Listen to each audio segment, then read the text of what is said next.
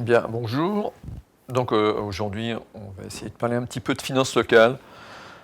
Alors je vais essayer de simplifier les concepts. Alors le premier point, on va parler de ce qu'on appelle la capacité d'autofinancement. Capacité d'autofinancement, c'est ce qui nous permet en fait de financer des investissements. Le deuxième point, ce sera un petit point sur le patrimoine de la commune, son endettement. Et puis en dernière partie, on essaiera de faire un peu de prospective. Alors, le premier point, c'est la capacité d'autofinancement. Alors, la capacité d'autofinancement, elle est obtenue par un calcul qui est assez simple.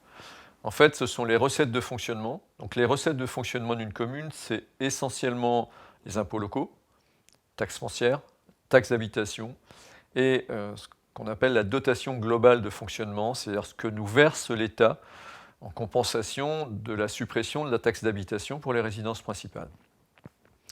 Donc en fait, pour la commune, on est sur une ordre d'idée de l'ordre de 11,5 millions d'euros.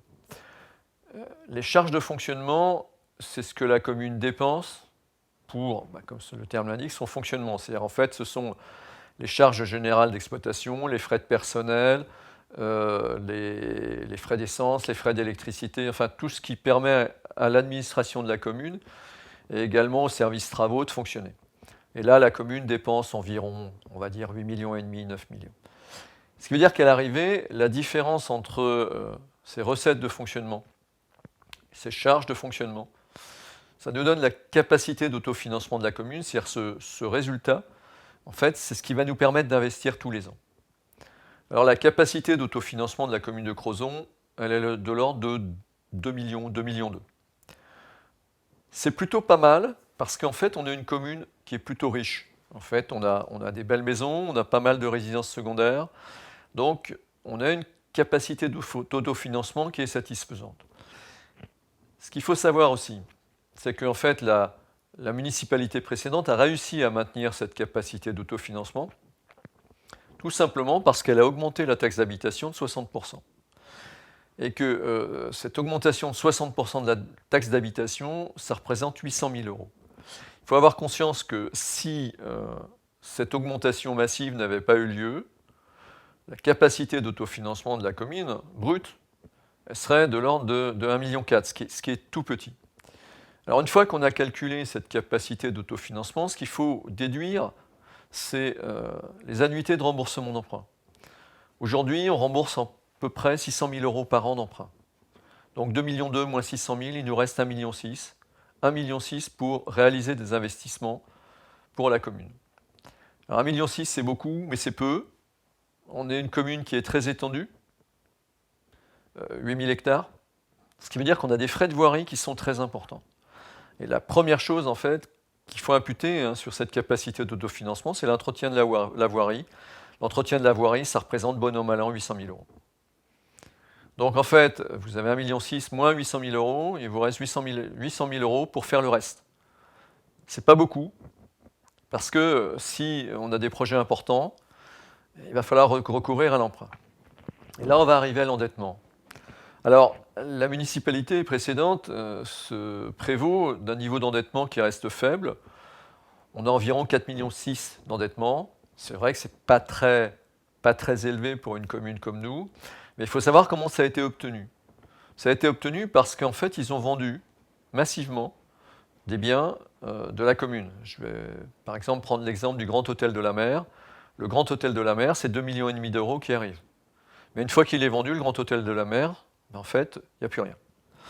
Donc, si on a un endettement qui reste dans la norme, il faut aussi savoir comment, en fait, il a été obtenu. Il a été obtenu, effectivement, en vendant ce qu'on pourrait appeler des bijoux de famille. Donc, une situation de la commune qui est, je dirais, sur le plan financier, satisfaisante, mais quand on va regarder la prospective, là, il y a quand même des questions à se poser. Je dirais que ce qui caractérise l'équipe précédente, c'est cette absence de prospective. Je vais prendre 3 exemples. Le premier exemple, par exemple, c'est le centre de secours.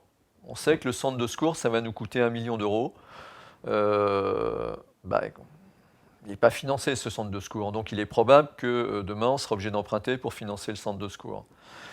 Une opération cœur de ville. Alors, l'opération cœur de ville, la prévision de la commune, c'était de l'ordre de 200 000 euros. Et à l'arrivée, on arrive à une réalisation de 1,5 million. Prévision 200, réalisation 1,5 million, tout simplement parce que, à un moment donné, il leur a pris l'idée d'acheter le local commercial du JTM.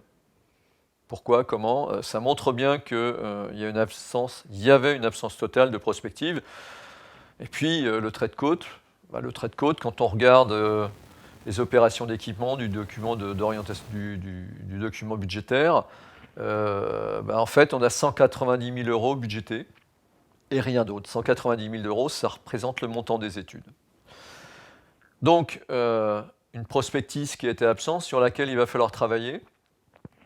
Et là, on a quand même des vrais enjeux. Je dirais que si on reprend par exemple le scénario de BIS, qui nous a été présenté lors de la Métis, c'est ce scénario de défense du trait de côte, c'est une facture de 14 millions d'euros. Qui paye cette facture? Alors bien évidemment, la commune ne paiera pas la totalité de cette facture, mais elle en paiera une bonne partie. Comment on va le financer? Ça, c'est un point d'interrogation pour demain. Je citerai également la crèche. La crèche, il y a une prévision dans le fameux document officiel sur la commune de 130 000 euros. C'est l'étude de la crèche, mais on ne va pas plus loin. Donc il va falloir se poser la question, combien nous coûte la crèche? Parce que c'est un projet prioritaire. Donc je crois que nous, on est tout à fait conscients que le premier exercice qu'il va falloir qu'on fasse, c'est cet exercice de prospective, en intégrant en fait les enjeux de demain. Et les enjeux de demain, ils sont nombreux, ils sont chers. On ne peut plus se permettre de gérer la commune sans ignorer, je dirais, la dette climatique. Parce que la dette climatique, elle devient réelle. Je vous rappelle, 14 millions d'euros dans le scénario de BIS.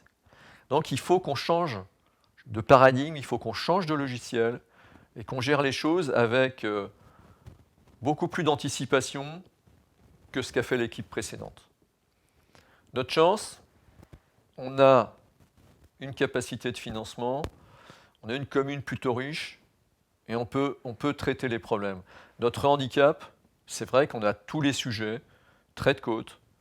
On a également le sujet, et là c'est au niveau de la communauté de communes, on a le sujet de l'eau potable, on a le sujet de l'assainissement.